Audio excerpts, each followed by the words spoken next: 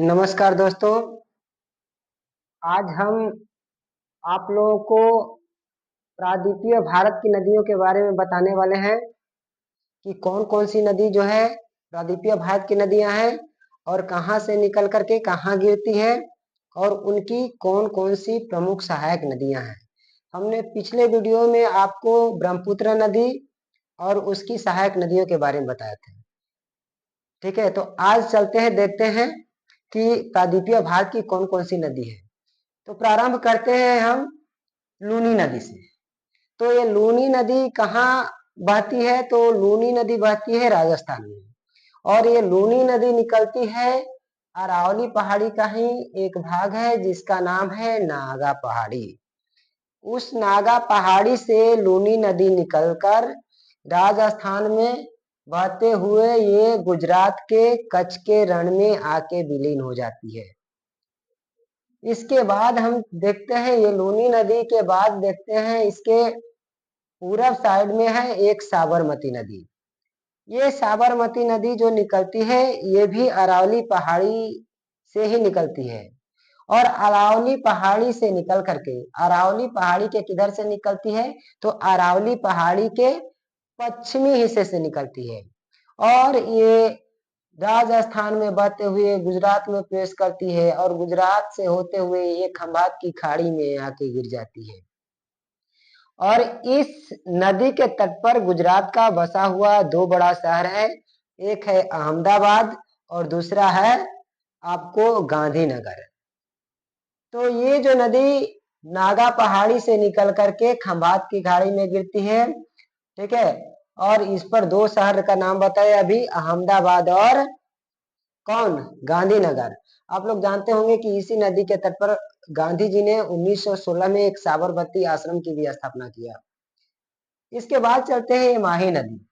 ये माही नदी कहाँ से निकलती है?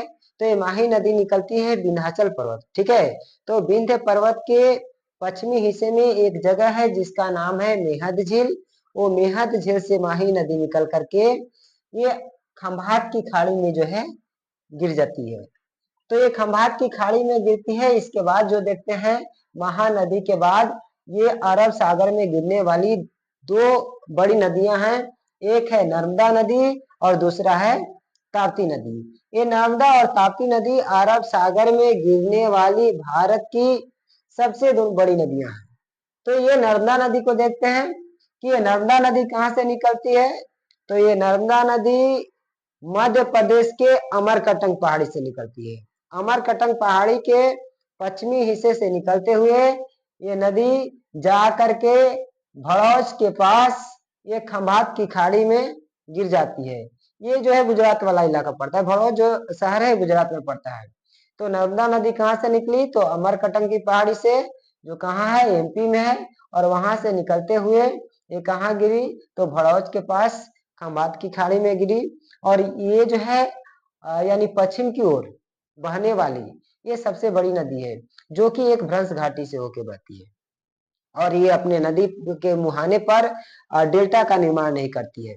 और कारण क्या है? कि जो पश्चिमी घाट श्रेणी है खड़ा कागार है, ठीक है, जिसके कारण इसके मुहाने पर मलबा जमा या अवसाद जमा नहीं होता है। वो सीधे पानी की रफ्तार इतनी होती है कि वो अंदर जो है सागर तक ले जाता है मलबा को।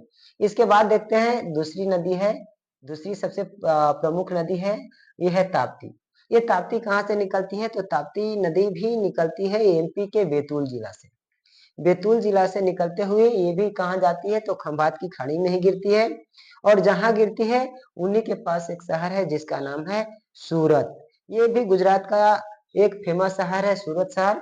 और सूरत शहर के पास ही ये ताप्ती नदी बैतूल जिला एमपी से निकलते हुए और कहाँ जाके गिरती है? खंभात की खाड़ी में। और नर्मदा ताप्ती के बीच में एक पर्वत श्रेणी है जिसका नाम है सतपुड़ा। तो आपसे पूछा जाएगा कि नर्मदा और ताप्ती नदियों के बीच में कौन सी पहाड़ी है? तो आपको बताना होगा सतपुड़ा की श्रेणी है।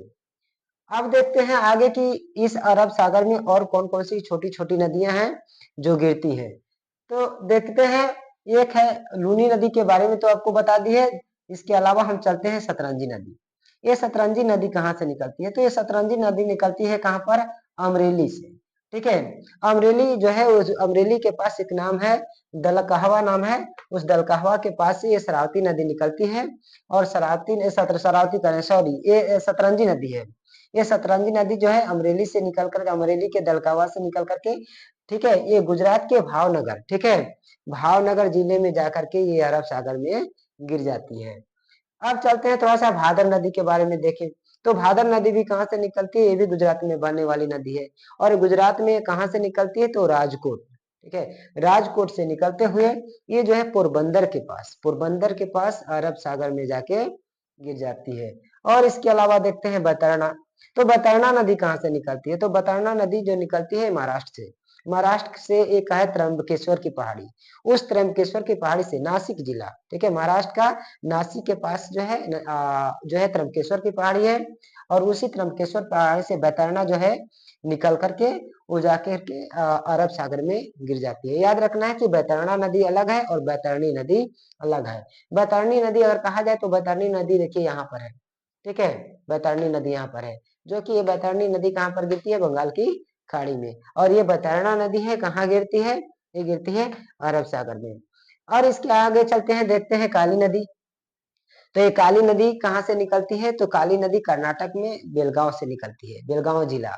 और बेलगांव जिला से निकलते हुए ये का जगह है कारवार की खाड़ी। ये कारवार की खाड़ी पर में जाकर के ये जो है गिर जाती है काली नदी। तो काली नदी का उद्गम स्थान कर्नाटक का बेलगांव, ठीक है, और बेलगांव से निकल करके कारवार की खाड़ी में गिरती है।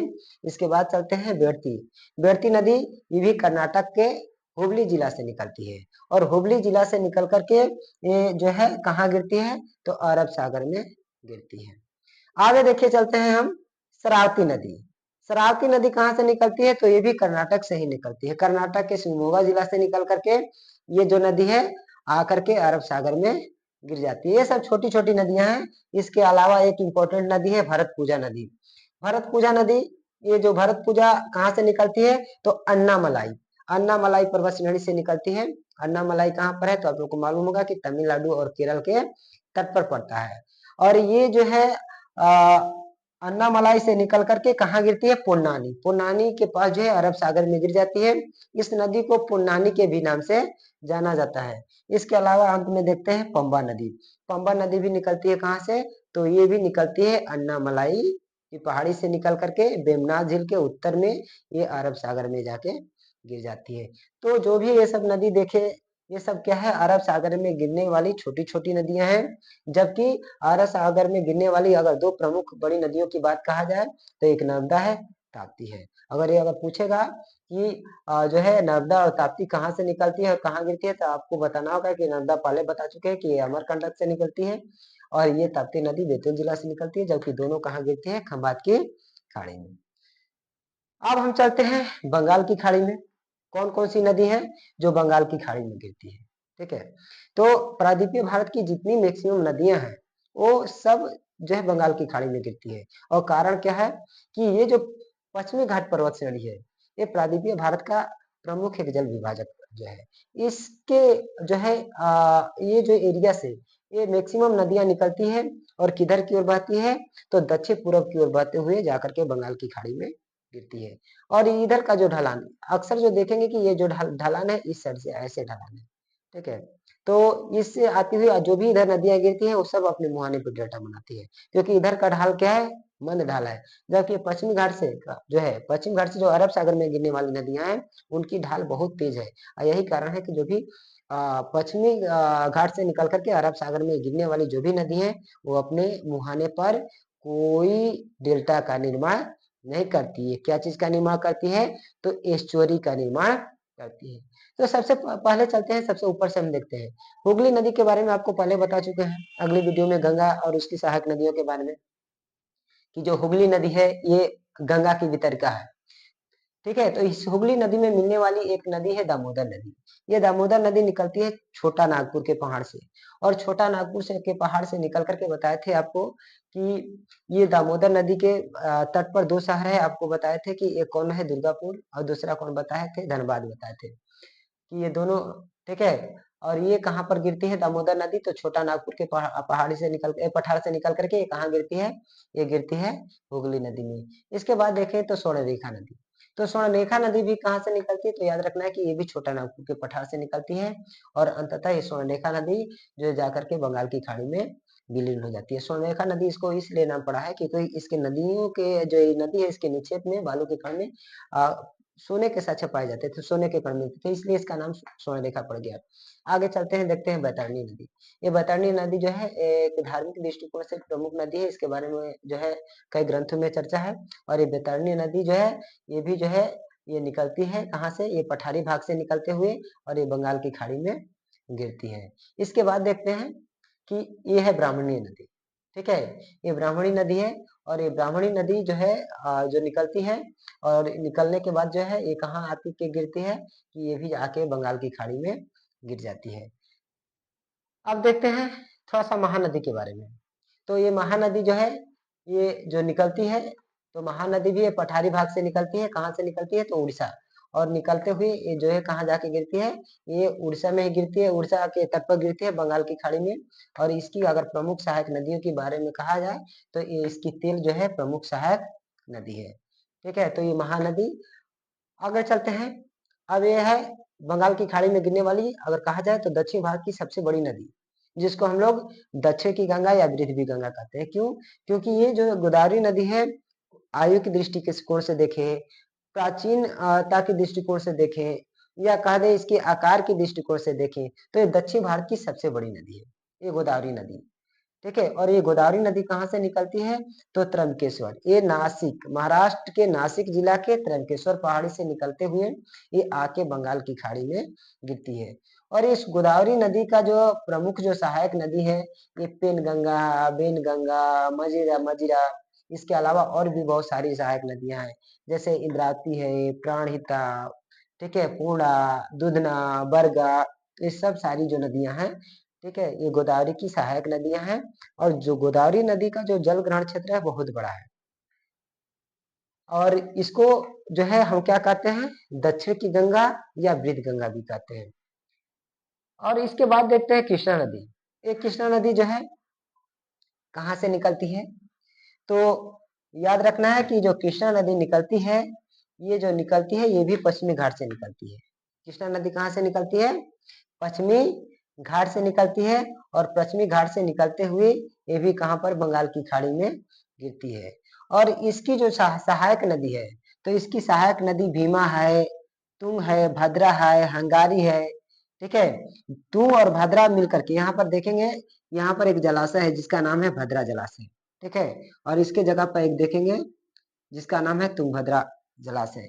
तो ये तुंग और भद्रा मिलकर के कौन सा नदी बनती है? तुंगभद्रा नदी बनती है। यहाँ पर हम लिख देते हैं तुंगभद्रा।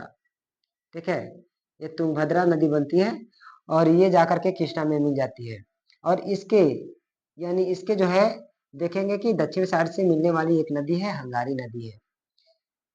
आगे चलते हैं, देखते हैं कि इसकी कृष्णा की और कौन कौन सी सहायक नदी है जो कृष्णा में मिलती है।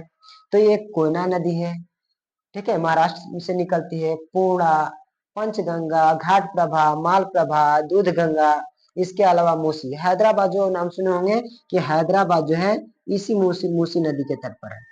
ठीक है, हैदराबाद नदी का हैदराबाद जो है मूसी नदी के तट पर पड़ता है। तो ये जितनी सारी नदियां हैं वो किसकी सहायक नदी है? यह है आपको कृष्णा की सहायक नदी। इसके अलावा कृष्णा के दक्षिण में देखेंगे तो एक प्रमुख नदी और है जो पेन्नार नदी है, जो यानी कहाँ गिरती है? ये भी बंगाल की खाड़ी में गिरती है। और सबसे दक्षिण में देखेंगे तो एक है बैगई नदी। ठीक है, जो बरसा नद पहाड़ी से निकल करके और जा करके अंततः ये जो है जो देख रहे हैं यहाँ पर बंगाल की खाड़ी का हिस्सा है, इसमें आकर के विलीन हो जाती है। तो जितने ये सारे जो नदियों के बारे में हम आप लोग से चर्चा किए ये सब जो है प्रायद्वीपीय भारत की नदियां हैं। और एक बात और आपको छोड़ दिए थे कि ये महानदी भी एक प्रमुख नदी है। इसकी कौन कौन सी सहायक नदी है? तो ये महानदी कहाँ से निकलती है तो इसके भी बारे में बता देते हैं दोबारा कि ये नदी निकलती है सिहवा। ठीक है, ये धमतारी जिला है, छत्तीसगढ़ का धमतारी जिला। वहां से निकलती है, ठीक है, सिंहवा से, और निकलते हुए ये कहाँ गिरती है, ब्राह्मणी नदी में, ब्राह्मणी का ये निकल करके कहाँ गिरती है, बंगाल की खाड़ी में गिरती है। और इसकी जो प्रमुख सहायक नदी है जिसका नाम है शिवनाथ है, हंस का है, हंसदो है, मांद है, ईव है, जोकिंग है, ये जो है ये सब सारी जो नदियां हैं ये महानदी की सहायक नदियां हैं। तो अगला वीडियो में देखेंगे कि अगर कोई भारत की जो नदियां हैं छोटी छोटी जो छूट गई है उसके बारे में हम चर्चा करेंगे। और इसके साथ हम कल फिर मिलते हैं दूसरा वीडियो के साथ। तब तक के लिए धन्यवाद। नमस्कार।